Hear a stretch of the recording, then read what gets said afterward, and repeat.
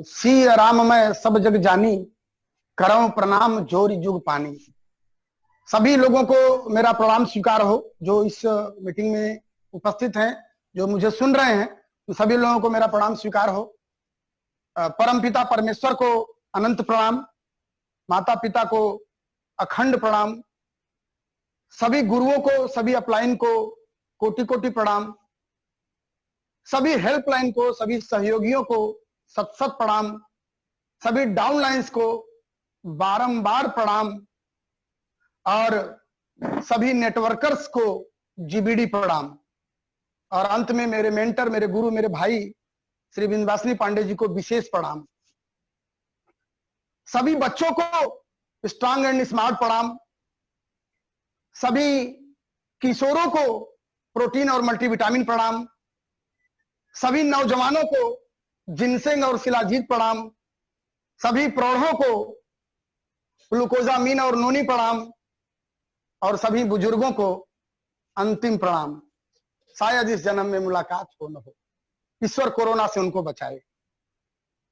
तो दोस्तों, सबसे पहले मैं एक चीज क्लियर कर दूं कि मुझे दुनिया वालों जीबीडी न समझो, मुझे दुनिया वालों जीबीडी न समझो। मैं बना नहीं हूं, बनाया गया हूं। मुझे दुनिया वालों जीबीडी न समझो, मैं बना नहीं हूं, बनाया गया हूं। मुझे जीबीडी बनाया है मेरे अपलाइन ने, मेरे मेंटर ने, मेरे गाइड ने, मेरे सभी डाउनलाइंस ने, मेरे सभी हेल्पलाइन ने, सभी मैनेजमेंट के सहयोगियों ने मिलकर मुझे जीबीडी बनाया है। तो एक बार फिर से सभी लोगों का आभार, सभी लोगों का वंदन, सभी लोगों का अभिनंदन। दोस्तों, आज के तकरीबन 18-19 साल पहले की बात है, जब मैं अपने पढ़ाई लिखाई के बाद बेरोजगारी से जूझ रहा था, लड़ रहा था, अपने आप को कोस रहा था, अपने घर वालों को, अपने समाज को, अपनी किस्मत को, भगवान को कोस रहा था। मुझे लगता था कि अब मैं शायद जिंदगी में कुछ नहीं कर पाऊंगा। ठीक उसी समय एक, कहते हैं ना कि एक सूरज की तरह एक रोशनी प्रकट हुई मेरे जीवन में। पांडे जी एक दिन मेरे घर पे आए और मुझसे बोले कि मैंने एक काम शुरू किया है, तुम भी करो। दोस्तों, मैं 2 लाइन कहना चाहूंगा कि डूबती सांस को उभारा था, डूबती सांस को उभारा था, नब्ज गिरती हुई संभाली थी, और दे के मोदी केयर का तोहफा जान में तूने जान डाली थी। वास्तव में जान डाल दिया था पांडे जी ने। मैं आजीवन आभारी रहूंगा उनका, आजीवन ऋणी रहूंगा। और मोदी केयर मेरे जीवन में आया। हालांकि मैंने उनसे कहा कि मैं नहीं कर पाऊंगा, मैं इसे कैसे कर पाऊंगा, मेरे पास 1 रुपए नहीं है, पैसे नहीं है, मैं कहीं जाता आता नहीं, मैं लोगों से बच के रहता हूं। उन्होंने कहा कोई बात नहीं, तुम कोशिश करो, आगे बढ़ो, मैं तुम्हारे साथ हूं। दोस्तों, एक लाइन मैं यहां कहना चाहूंगा कि हमेशा अपने अपलाइन के ऊपर विश्वास करिए, किसी भी सिचुएशन में, किसी भी कंडीशन में। तो मैंने विश्वास किया, मैं आगे बढ़ने लगा, धीरे धीरे धीरे धीरे बिजनेस रंग लाने लगा। शुरुआती संघर्ष सभी के जीवन में होते हैं, मेरे जीवन में भी हुए। धीरे धीरे बिजनेस आगे आने लगा। जनवरी 2008 मेरा पहला वर्ल्ड टूर था। पांडे जी उसमें मेरे साथ थे। हम लोग हांगकांग गए थे, मकाऊ गए थे, और उसके बाद से मैंने पीछे मुड़ के नहीं देखा। कुल 15 वर्ल्ड टूर, अपनी पसंद की बाइक एनफील्ड थंडरबर्ड, अपनी कार, अपना एक अच्छा सा घर, जिसमें मैंने पिछले साल ही गृह प्रवेश किया। मतलब एक सपना जो हर किसी का होता है, अच्छा घर, अच्छी गाड़ी, अच्छी बाइक, वो सब कुछ मुझे मिला। और आगे और भी बड़ी बड़ी चीजें मिलने वाली हैं। थोड़ी से शुरुआती संघर्ष की बात कर लेते हैं। शुरुआती संघर्ष सभी के साथ होता है, मेरे साथ भी हुआ। हर नए बिजनेस को, हर नए काम को डेवलप करने में संघर्ष करना पड़ता है। और दोस्त, ये संघर्ष जरूरी भी होता है, क्योंकि बीज को अगर मिट्टी में दबाया नहीं जाएगा तो उसके नीचे, उसके अंदर से अंकुर फूटेगा ही नहीं। अगर हम लोगों का ना नहीं सुनेंगे, लोगों की उपेक्षा नहीं सहेंगे, लोगों से हंसी नहीं उड़वाएंगे अपनी, तो हमारे अंदर सफलता का बीज फूटेगा ही नहीं। सफलता का अंकुर, महानता का अंकुर बाहर ही नहीं निकलेगा।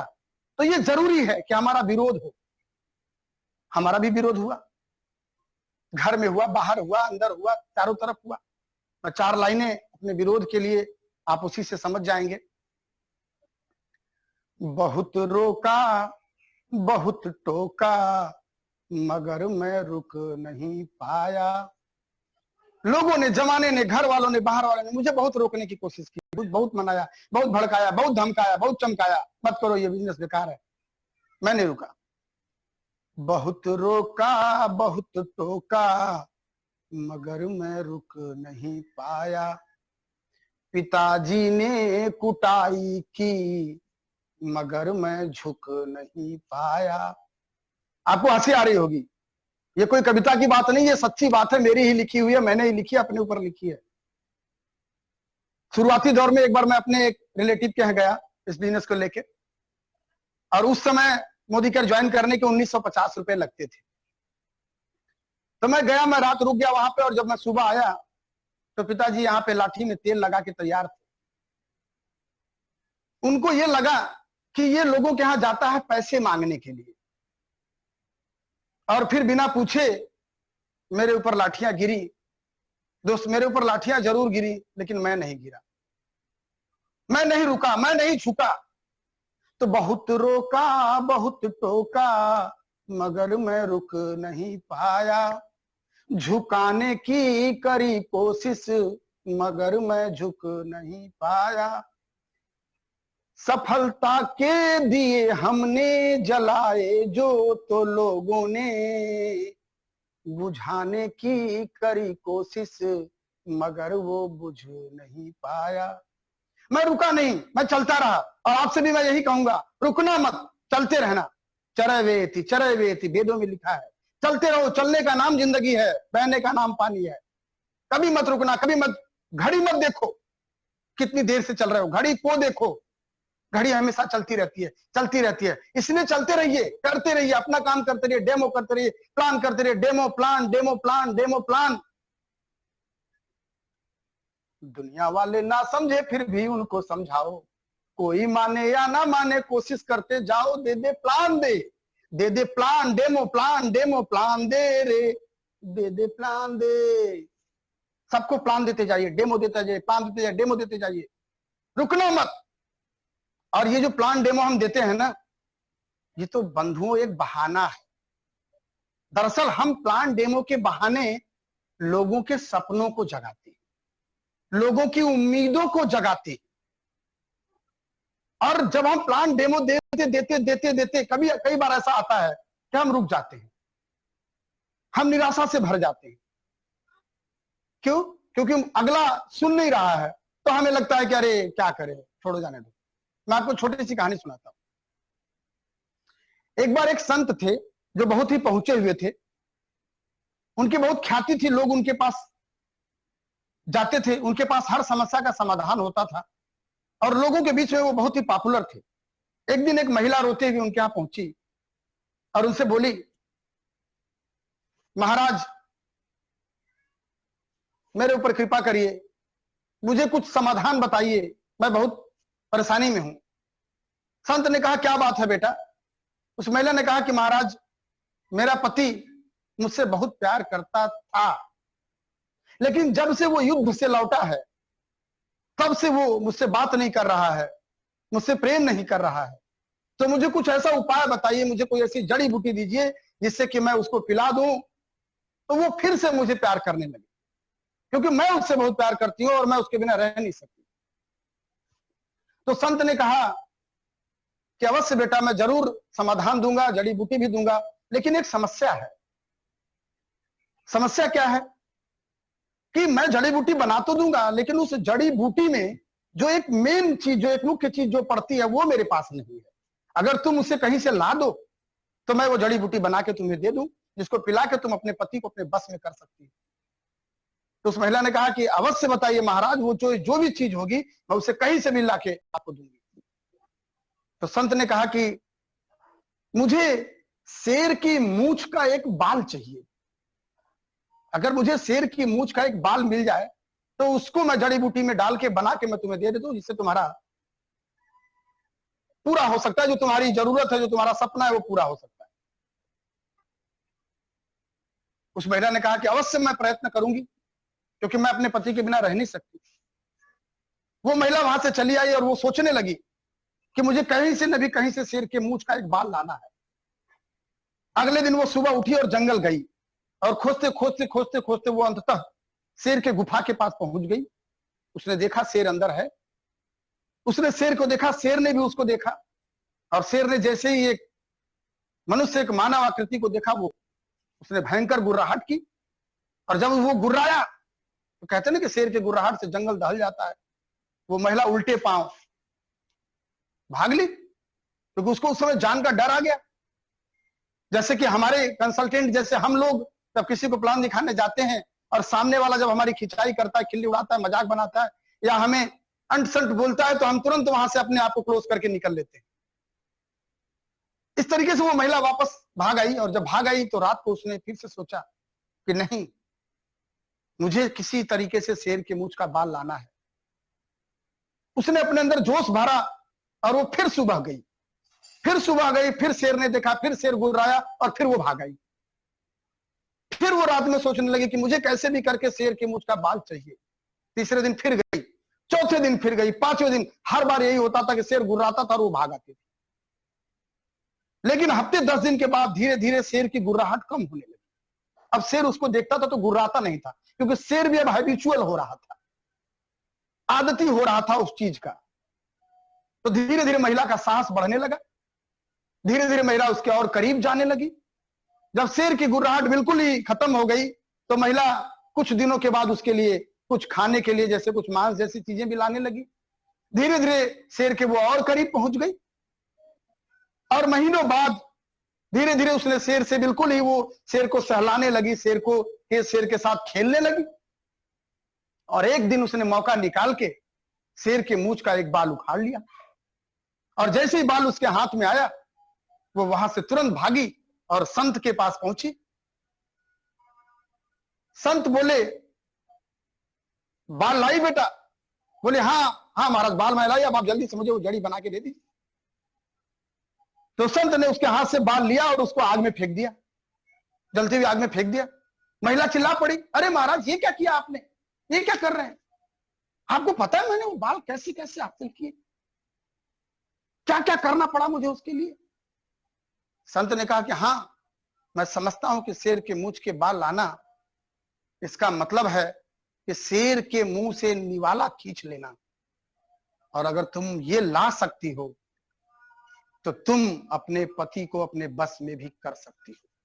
अगर तुम्हारे अंदर इतनी जिद है, इतना जुनून है, इतना प्रेम है अपने पति के लिए कि तुम शेर से दोस्ती कर सकती हो, शेर के मुंह से बाल निकाल सकती हो, तो तुम अपने पति को बस में भी कर सकती हो। दोस्त, एक मोदी केयर कंसल्टेंट अगर चाह जाए, एक मोदी कैरियर अगर चाह जाए कि मुझे किसी को ज्वाइन कराना ही कराना है, अगर वो जिद फान ले, अगर वो जुनून पैदा कर ले, अगर वो अपने मन में सामने वाले के लिए प्रेम भर ले,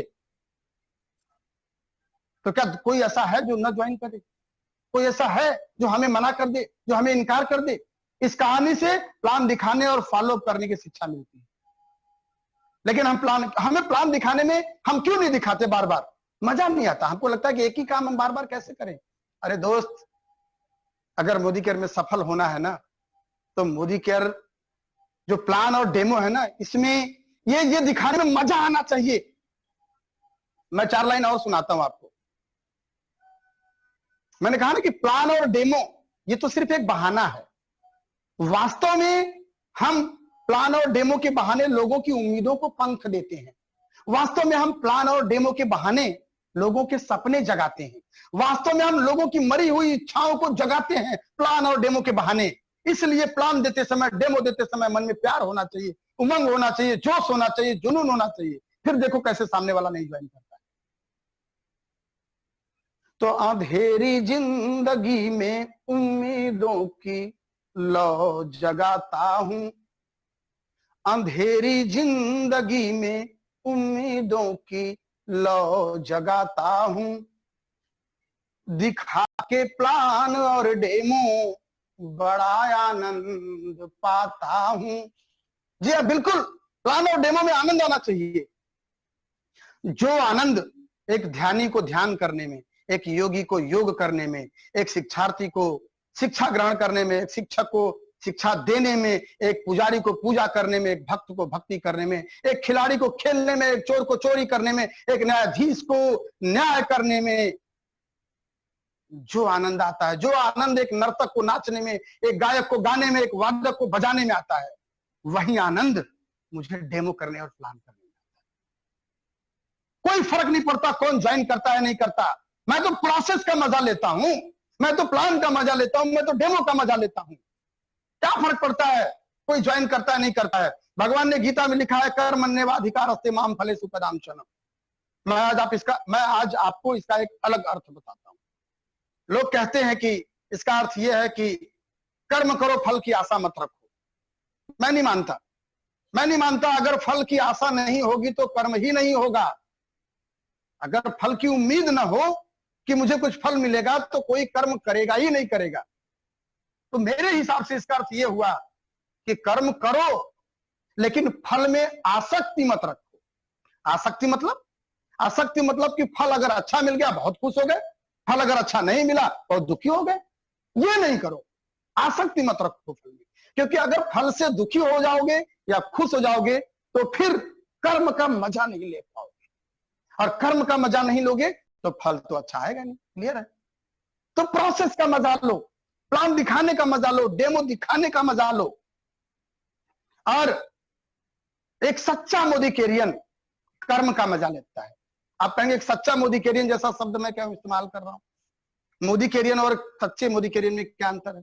अंतर है जैसे कि एक हिंदुस्तानी और एक सच्चे हिंदुस्तानी में अंतर है। जैसे कि एक हिंदुस्तानी और एक सच्चे हिंदुस्तानी में अंतर है। सिर्फ हिंदुस्तान में पैदा हो जाने से कोई हिंदुस्तानी नहीं होता। सच्चा हिंदुस्तानी बनने के लिए हिंदुस्तान से प्यार करना पड़ेगा, हिंदुस्तान के लिए जीना पड़ेगा, हिंदुस्तान के लिए मरना पड़ेगा। उसी तरीके से सच्चा मोदिकेरियन होने के लिए मोदिकेयर को प्यार करना पड़ेगा, मोदिकेयर के लिए जीना पड़ेगा, मोदिकेयर के लिए मरना पड़ेगा।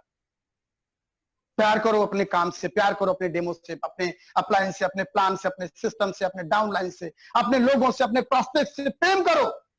अगर प्रेम भर के मन में जाओगे तो कौन ऐसा है जो आपको ज्वाइन नहीं करेगा। और अगर आप एक सच्चे मोदिकेरियन बनते हैं, मैं आपको एक मजे की बात बताता हूं। अभी कोरोना का चल रहा है, मैं दावे के साथ कहता हूं कि आप पता कर लीजिए, चेक करवा लीजिए, जितने भी कोरोना के मरीज हैं उसमें कोई भी सच्चा मोदिकेरियन नहीं है। दावे के साथ कहता हूं, चेक करवा के देख लीजिए। एक सच्चे मोदिकेरियन को कोरोना छू ही नहीं सकता। अरे जिन होठों पर रात दिन मोदिकेयर का नाम चलता हो वहां कोई वायरस प्रवेश कर सकता है। जिन सांसों में मोदिकेयर की गर्मी हो उन सांसों में कोई वायरस प्रवेश कर सकता है। और अगर कहीं से कर भी जाए ना तो जल की खाक हो जाएगा। जिस गले से रात दिन मोदिकेयर की आवाज निकलती हो वहां कोरोना का बाप भी नहीं पहुंच सकता। मोटिवेट नहीं कर रहा हूं, सच्चाई बता रहा हूं। एक सच्चा मोदिकेरियन, अरे जो नोनी लेता होगा, जो जिनसेंग लेता होगा, जो शिलाजीत लेता होगा, जो आंवला लेता होगा, उसको कोरोना हो सकता है? नहीं हो सकता, हो ही नहीं सकता। हम जानते हैं, आप भी जानते हैं कि कोरोना उनको हो रहा है जिनका इम्यून सिस्टम कमजोर है। इम्यून सिस्टम किसका कमजोर है? जिसके पास ऊर्जा की कमी है, या नकारात्मक ऊर्जा है, या निराशा से भरे हुए हैं, उनका इम्यून सिस्टम कमजोर होता है। कौन निराशा से भरा होता है? किसके पास ऊर्जा की कमी होती है? जिसके पास कोई सपना नहीं होता, जिसके पास कोई गोल नहीं होता, कोई लक्ष्य नहीं होता। और जिसके पास एक बड़ा सपना है, जिसके पास एक बड़ा गोल है, एक बड़ा लक्ष्य है, वो ऊर्जा का भंडार होगा।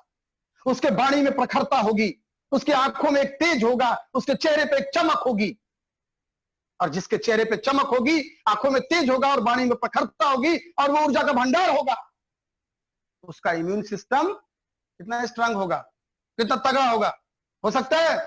कभी नहीं सोचा। कोरोना क्या कुछ भी नहीं हो सकता। एक सच्चे मोदिकेरियन को कभी भी कुछ भी नहीं हो सकता, क्योंकि एक सच्चा मोदिकेरियन न सिर्फ अपना बल्कि कई लोगों की जिम्मेदारी और कई लोगों के सपनों को अपने कंधे पे लेकर चलता है। आपने कभी सुना कि किसी सच्चे मोदिकेरियन, कोई सच्चा मोदिकेरियन हार्ट अटैक से मर गया? कभी सुना? नहीं ना, नहीं सुने होंगे ना आगे सुनेंगे। अरे इतना झेल लेता है इस कलेजे पे, इतना प्रेशर ले लेता है इस हार्ट पे ना, कोई अटैक वटैक कोई काम नहीं करता। बीपी शुगर इतना उबाल आता है इस खून में ना कि उगर सुगर इगर दिगर कुछ भी आस पास नहीं फटकते, कुछ नहीं हो सकता। एक सच्चा मोदिकेरियन कोई आम आदमी होता ही नहीं। एक सच्चा मोदिकेरियन कोई आम आदमी नहीं होता, आम इंसान नहीं होता, कोई स्पेशल होता है, विशेष होता है। अरे 100 पागल मरते हैं तब एक मोदिकेरियन पैदा होता है, 100 हिम्मती मरते हैं तब एक सच्चा मोदिकेरियन पैदा होता है, 100 जिद्दी मरते हैं तब एक सच्चा मोदिकेरियन पैदा होता है, 100 संत 100 महात्मा 100 पुण्यात्मा मरते हैं तब एक सच्चा मोदिकेरियन पैदा होता है। मोदिकेरियन कोई आम आदमी नहीं होता, सच्चा मोदिकेरियन कोई आम इंसान नहीं होता। एक सच्चा मोदिकेरियन जो होता है ना, वो सब कुछ होता है। वो एक बच्चा भी होता है, वो एक बुजुर्ग भी होता है, वो मां भी होता है, वो बाप भी होता है, वो लीडर भी होता है, वो फॉलोअर भी होता है। एक सच्चा मोदिकेरियन गुरु भी होता है, शिष्य भी होता है। एक सच्चा मोदिकेरियन सिपाही भी होता है और सेनापति भी होता है, डॉक्टर भी होता है, इंजीनियर भी होता है। एक सच्चा मोदिकेरियन कोई आम आदमी नहीं होता। एक सच्चा मोदिकेरियन कलाकार भी होता है और कला का पारखी भी होता है। एक सच्चा मोदिकेरियन कोई आम आदमी नहीं होता दोस्त। सच्चा मोदिकेरियन जो होता है ना, वो लड़ाका होता है, वो जंगबाज होता है, वो योद्धा होता है। और आप सभी लोग एक सच्चे मोदिकेरियन हैं। आप सभी लोग एक सच्चे मोदिकेरियन हैं। एक सच्चा मोदिकेरियन पत्थर तोड़ के पानी निकाल लेता है। एक सच्चा मोदिकेरियन पहाड़ हटा के रास्ता बना लेता है। एक सच्चा मोदिकेरियन तूफानों में चिराग जलाता है, आंधियों में चिराग जलाता है, तूफानों में चिराग जलाता है। ये कोरोना या इस तरीके की कोई चीजें क्या कर लेंगी हमारे लिए? तो ये सच्चा मोदिकेरियन की बात कर रहा हूं दोस्तों। मैं अपनी स्टोरी बता रहा था। मैं बहुत लकी हूं, मैं बहुत भाग्यशाली हूं कि मैं इस सिस्टम में हूं, मोदिकेयर जैसे सिस्टम में हूं। एक ऐसा सिस्टम आज देख रहे हैं, आज क्या कंडीशन बनी है। लोगों के बिजनेस ठप पड़े हैं और हम डबल ट्रिपल बिजनेस किए जा रहे हैं। तभी तो मैं कह रहा हूं कि हम सच्चे मोदिकेरियन हैं। आप सभी लोग सच्चे मोदिकेरियन हैं। तभी तो आपने रिकॉर्ड बनाया कि इस समय जब सबका बिजनेस ठप पड़ा हुआ है, आप अपने बिजनेस को कहां से कहां लेके चले गए, डबल ट्रिपल में लेके चले गए। तो मैं बहुत लकी हूं कि मैं मनुष्य योनि में पैदा हुआ, बड़े भाग मानुष तन पावा। मैं नहीं जानता कि मेरे पिछले जन्मों में क्या कर्म थे, मेरा पिछला जन्म कहां था, लेकिन आज अगर इस जन्म में मैं मनुष्य योनि में हूं तो मैं बहुत भाग्यशाली हूं। और मैं बहुत भाग्यशाली हूं कि मैं मोदिकेयर सिस्टम में हूं। जी हाँ, एक ऐसे सिस्टम में जो आपको कहां से कहां पहुंचा सकता है। आज इस लॉकडाउन की स्थिति में जब सबके बिजनेस बंद पड़े हुए हैं, दुनिया की फास्टेस्ट ग्रोइंग कंपनी में, इंडिया की सबसे बड़ी कंपनी में, सबसे बड़े टाइटल पे अगर मैं आ गया, घर में बैठ के आ गया, तो सोचिए इस सिस्टम में कितनी पावर है। इसलिए मैं कहता हूं कि मैं बहुत भाग्यशाली हूं कि मैं मोदिकेयर में हूं और उसमें भी मैं पांडे जी के टीम से हूं। उसमें भी मैं बहुत बड़ा भाग्यशाली हूं कि मैं उनके इतना करीब हूं और उनके टीम में हूं। तो मेरा आप सभी लोगों से यही कहना है कि एक सच्चे मोदिकेरियन के फर्ज अदा करिए। अपने मन में लोगों के लिए प्रेम भरिए, अपने अपलाइन को के ऊपर हमेशा विश्वास करिए, अपने अंदर ऊर्जा का संचार बनाए रखिए, आंखों में तेज बनाए रखिए। जिसके यहां जाइए, जिसको भी प्लान दिखाइए, जिसको भी डेमो दिखाइए, उसके लिए आपके मन में प्रेम होना चाहिए। फिर देखिए कौन आपको ज्वाइन नहीं करता है। कैसे नहीं होता है। एक सच्चा मोदिकेरियन लोगों को रास्ता दिखाता है। एक सच्चा मोदिकेरियन लोगों की जिंदगी बदलता है। एक सच्चा मोदिकेरियन समाज को एक सूत्र में बांधता है। एक सच्चा मोदिकेरियन लोगों के लिए आइडियल बनता है। एक सच्चा मोदिकेरियन अपने साथ साथ अपनी पीढ़ियों की जिंदगी संवारता है। एक सच्चा मोदिकेरियन अपने सारे सपने पूरे करता है। एक सच्चा मोदिकेरियन अपने साथ साथ अपने लोगों के भी सपने पूरे करता है। और मुझे विश्वास है कि आप सभी लोग सच्चे मोदिकेरियन हैं और सच्चे मोदिकेरियन बने रहेंगे। अपने साथ साथ अपने लोगों के, अपने समाज के, अपने देश के सपने को पूरा करते रहेंगे। Thank you very much. बहुत बहुत धन्यवाद। आप सभी लोगों को एक बार फिर से मेरा